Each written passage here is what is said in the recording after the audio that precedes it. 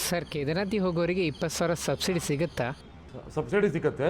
ಚಾರ್ಧಾಮ್ ಯಾತ್ರೆ ಅಂದರೆ ಬರೀ ಕೇದಾರ್ನಾಥ್ ಒಂದೇ ಅಲ್ಲ, ಬದ್ರಿ, ಕೇದಾರ್, ಗಂಗೋತ್ರಿ, ಯಮುನೋತ್ರಿ 4 ಧಾಮಗಳು ಕಂಪ್ಲೀಟ್ ಮಾಡಿರೋದು ಕಂಪ್ಲೀಷನ್ ಸರ್ಟಿಫಿಕೇಟ್ ಅಂತ ಬರುತ್ತೆ.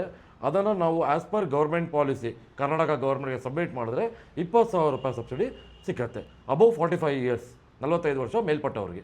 ನಮ್ಮ ಜೊತೆ ಚಾರ್ಧಾಮ್ ಯಾತ್ರೆ ಬಂದು ಕಂಪ್ಲೀಟ್ ಮಾಡಿದ್ರೆ ಸಬ್ಸಿಡಿಗೆ ನಾವೇ ನಿಮಗೆ ಹೆಲ್ಪ್ ಮಾಡ್ತೀವಿ. ನಮ್ಮ ಪ್ಯಾಕೇಜ್ ಬಂದ್ಬಿಟ್ಟು ಜೂನ್ 11ನೇ ತಾರೀಕು ಬೆಂಗಳೂರಿಂದ ಡೆಲ್ಲಿಗೆ ಫ್ಲೈಟ್ ಪ್ಯಾಕೇಜ್ ಇದೆ ಮತ್ತು ಟ್ರೈನ್ ಪ್ಯಾಕೇಜ್ ಇದೆ. ಫ್ಲೈಟ್ ಪ್ಯಾಕೇಜ್ ಆದರೆ 13 ದಿನಕ್ಕೆ ಒಬ್ಬರಿಗೆ 51,000 ಆಗುತ್ತೆ.